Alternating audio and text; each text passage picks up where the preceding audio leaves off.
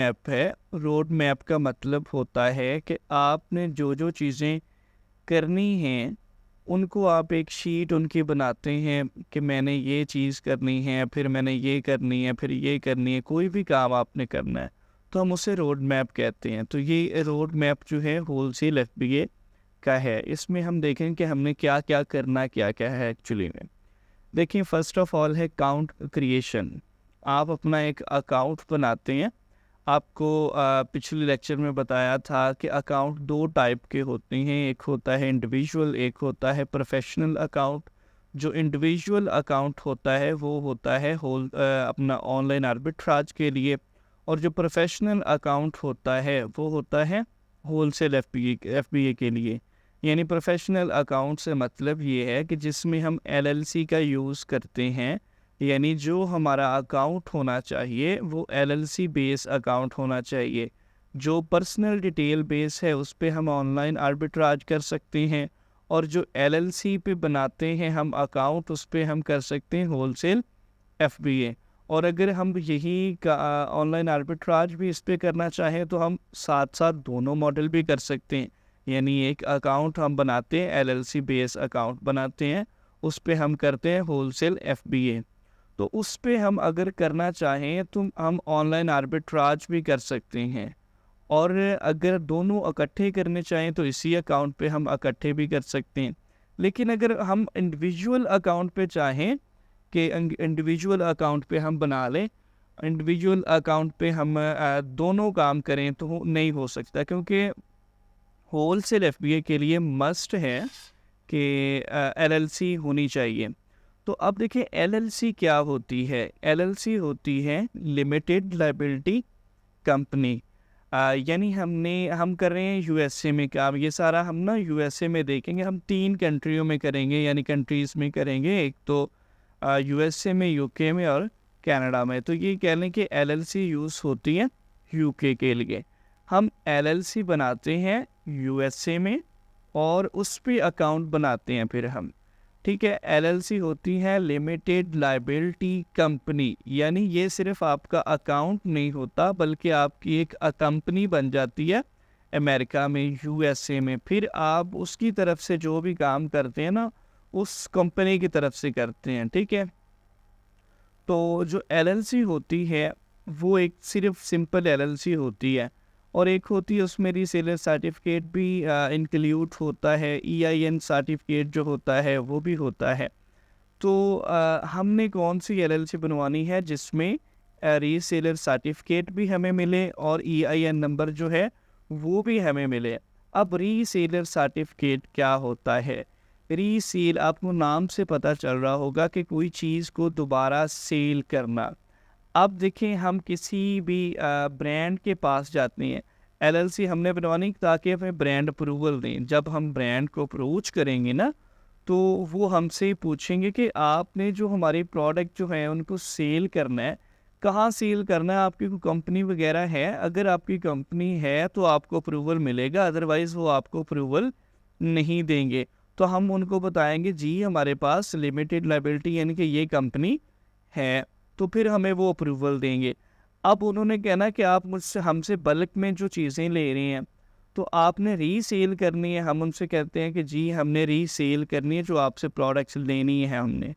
तो वो कहेंगे कि ठीक है कि आप अपना रीसेलर सर्टिफिकेट दे दें कि आपको अलाउ है, आप सेल कर सकते हैं रीसेल या नहीं। तो हम उनको रीसेलर सर्टिफिकेट दिखाएंगे। एक तो इसके लिए यूज़ होता है, दूसरा ये होता है टैक्स एग्जम्पशन जो है उनको रिमूव करने के लिए। यानी जो टैक्स होता है टैक्स को भी रिमूव करता है रीसेलर सर्टिफिकेट। मैं आपको ना एक एग्जांपल से समझाता हूँ। आप फिज़िकली किसी स्टोर पे चले जाते हैं, तो वहाँ पे आप जाके कहते हैं कि मुझे ना एक पेंसिल बाय करनी है, आप मुझे एक पेंसिल दे दें। तो वो आपको पेंसिल देगा 20 रुपए की। अगर आप कहते हैं कि नहीं भाई मैंने रीसेल करनी है, मैं भी दुकानदार बंदा हूँ यानी कि रीसेलर हूँ, रीसेल करने वाला, तो मुझे 50 की क्वांटिटी में पेंसिल्स दे दें या मुझे 100 अदद दे दें। तो मेरे वो क्या करेंगे, जो ऊपर टैक्स होगा यानी कि जो ऊपर थोड़ी एक्स्ट्रा प्राइस रख रहे होंगे ना वो रिमूव कर देंगे। ठीक है, वो कहेंगे कि ठीक है, अगर आपने 100 पीस लेना है और आप रीसेलर बंदे हैं, यानी दोबारा सेल करना है आपने, ज़ाहिरी है कि आपको कुछ ना कुछ प्रॉफिट बचना चाहिए, तो वो आपको देंगे 15 रुपये पर पीस में भी, ठीक है। तो ये आपको जो टैक्स जो है वो भी रिमूव हो जाता है रीसेलर सर्टिफिकेट से, और आप काबिल भी हो जाते हैं रीसेल करने के। अब EIN नंबर क्या होता है? EIN नंबर होता है एम्प्लॉय आइडेंटिफिकेशन नंबर। ये आप बिल्कुल साथ साथ नोट करते जाएं, अपने नोट्स बना लें। अगर आप प्रोफेशनल तरीके से करना चाहते हैं ना काम, तो आप अपने नोट्स बना लें। हर लेक्चर के अपने नोट बनाया करें, ठीक है। जैसे ये मैंने बोला कि LLC है, यानी लिमिटेड लाइबिलिटी कंपनी, बनाते कहाँ हैं, USA में। ये सारी चीज़ें आप नोट किया करें। जैसे EIN नंबर है, इसका एम्प्लॉय आइडेंटिफिकेशन नंबर, यानी हम USA में जैसे हमारा है ना पाकिस्तान में ID कार्ड नंबर, तो USA में होता है एम्प्लॉय आइडेंटिफिकेशन नंबर, यानी EIN नंबर। तो इससे कंपनी की पहचान भी होती है, यानी कि कंपनी की पहचान होती है जो EIN नंबर होता है, ठीक है। ये भी मस्ट होता है LLC के लिए, ठीक है। तो हमारा ये LLC हो गई। अब देखिए, हमने LLC अकाउंट बना लिया है, LLC हमारी रेडी हो गई, तो अब हमें एक फ़ोन नंबर की ज़रूरत है। फ़ोन नंबर क्यों क्यों चाहिए हमें? क्योंकि हमने ब्रांड को कॉल करनी है और ब्रांड को मेल करनी है। तो कॉल के लिए हमें चाहिए फ़ोन नंबर। तो ये जो हमारा पर्सनल फ़ोन नंबर है, इससे हम इंटरनेशनली कॉल्स नहीं कर सकते। बहुत चार्जेस लगते हैं। हमने करनी होती है ब्रांड को कॉल, तो ब्रांड को कॉल करने के लिए एक स्पेशल नंबर हम लेते हैं, या तो वो हम टेक्स्ट नाउ से लेते हैं या हम लेते हैं वाइकी से, और यहाँ पे एक तीसरा ऑप्शन होता है स्काइप, या हम स्काइप से ले सकते हैं। जो टेक्स्ट नाउ है वो हमें फ्री ऑफ कॉस्ट नंबर देता है, लेकिन इसमें एक मसला आ जाता है मे बी कि 24 घंटे हम इसको ओपन नहीं करते, तो ये हमारा नंबर चेंज कर देता है। अब देखिए, हमने किसी को कॉल की, अगर वो हमें कॉल बैक करना चाहता है, हमारा नंबर चेंज है, तो वो नहीं कर पाएगा। इसलिए हम प्रेफर करते हैं कि आप वाईकी से नंबर लें, ठीक है। ये एक सिंपल ना ऐप होता है, आपने मोबाइल में ऐप इंस्टॉल करना है। वो आपको अपना साइन अप करेंगे, अपना मोबाइल नंबर दे देंगे। वो जो नंबर देंगे आपको, वो $3 पर मंथ होता है, यानी उसके लिए आपको $3 पर मंथ पे करने पड़ेंगे। और अगर आप लेती हैं 3 माह का या 6 माह का, तो उसके लिए आपको करने पड़ेंगे $6, ठीक है। अगर आप साल के लिए लेते हैं तो मे बी आपको मिल जाएगा $16 का। तो ये सारी वैल्यूज़ आप साथ साथ नोट करते जाएं, ताकि बाद में आप अगर रिवीजन करना चाहें तो आपको कोई मुश्किल ना हो। तो ठीक है, एक आप लेंगे वाईकी से नंबर लेंगे क्योंकि कॉल करने के लिए, और दूसरा आपको चाहिए होगी एक मेल, वेब मेल चाहिए होगी, जिससे आपने मेल करनी है ब्रांड्स को। प्रोफेशनल मेल के लिए जो हमारी पर्सनल मेल है वो हम यूज़ नहीं करते, क्योंकि ये जो हमने काम करना है ये कंपनी के थ्रू करना है, तो जो मेल हमारी है वो भी प्रोफेशनल मेल होनी चाहिए हमारी, ठीक है। तो हम मेल भी लेंगे, फ़ोन नंबर भी लेंगे। वैसे भी अगर हम जो अपनी पर्सनल मेल है उससे 20 मेल्स करें, यानी 20 मेल करते हैं ना, इंटरनेशनली करते हैं, तो वो हमारी मेल जो है ब्लॉक हो जाती है। तो इसलिए हम अपनी यूज़ नहीं करेंगे मेल, कुछ भी पर्सनली यूज़ नहीं करेंगे। तो जो फोर्थ फैक्टर है, इसमें हम करते हैं प्रोडक्ट हंटिंग। ये सबसे मेन फैक्टर है। हमने इस पे बहुत सारे लेक्चर आगे जाके बनाने हैं प्रोडक्ट हंटिंग पे, कि प्रोडक्ट ढूंढते कैसे हैं, हंटिंग कैसे करते हैं। अब प्रोडक्ट हंटिंग का जो मतलब है वो ये है कि हर प्रोडक्ट जो है वो आपके क्राइटेरिया के मुताबिक नहीं होती। अब देखें, एक जो मोबाइल फ़ोन है वो सेल हो रहा है $500 का, तो आप उसके 10 पीस बाय कर सकेंगे? नहीं कर सकेंगे, यानी ये हमारे क्राइटेरिया के मुताबिक नहीं है।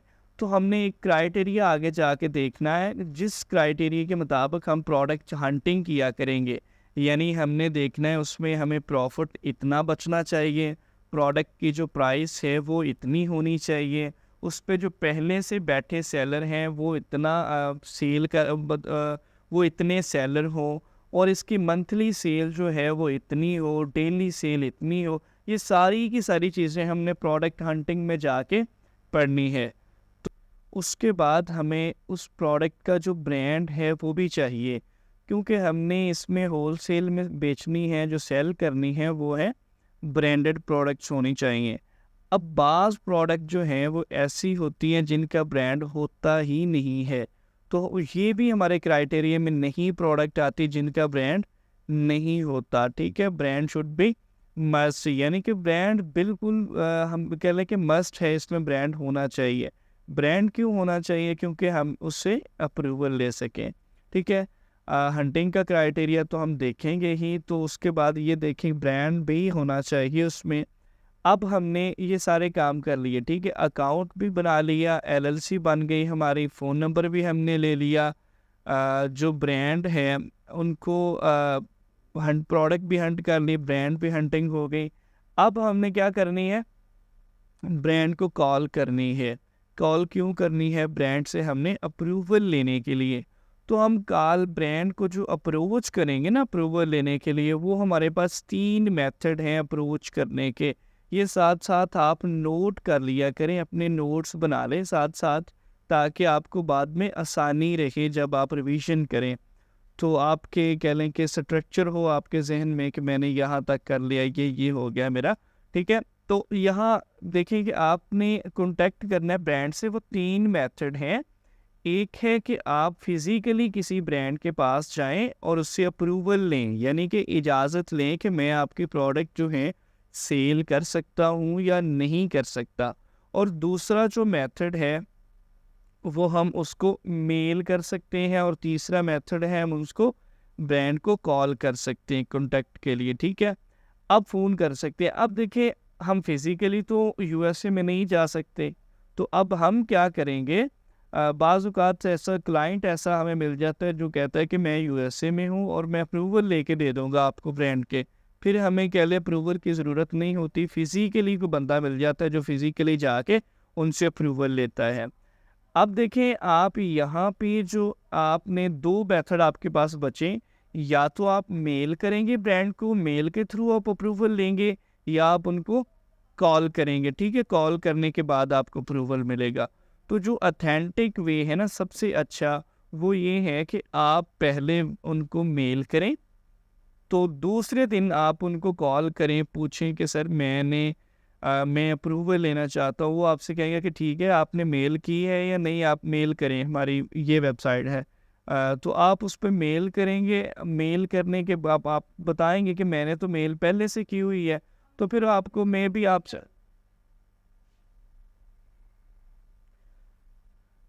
भी फिर वो आपको अप्रूवल दे देंगे। ठीक है, तो आपने ब्रांड अप्रूवल भी आपको मिल गया। अब आपने क्या करना है? जब वो आपको ब्रांड अप्रूवल देंगे, तो वो साथ में आपको एक कैटालॉग देंगे। ठीक है, जब आपको ब्रांड अप्रूवल मिलेगा ना वो, या वो आपको बैक मेल सेंड करेंगे, तो उसमें एक कैटालॉग होगा। अब कैटालॉग क्या होता है? कैटालॉग वो होता है कि जो ब्रांड अपनी प्रोडक्ट सेल कर रहा है या जिनका उसने आपको अप्रूवल दिया है, उनकी सारी की सारी शीट होती है। ठीक है, यानी आप ये कह सकते हैं कि ब्रांड की जो प्रोडक्ट होती है, ब्रांड की प्रोडक्ट शीट होती है जिसको हम कैटालॉग कहते हैं। उसमें क्या क्या मेंशन होता है? प्रोडक्ट मेंशन होती है कि ये प्रोडक्ट है, उसकी प्राइस मेंशन होती है कि इतनी इसकी प्राइस है अगर आप सिंगल पीस लेते हैं, और इतनी अगर आप क्वांटिटी में लेते हैं तो एक बॉक्स में इतनी प्रोडक्ट्स होती हैं।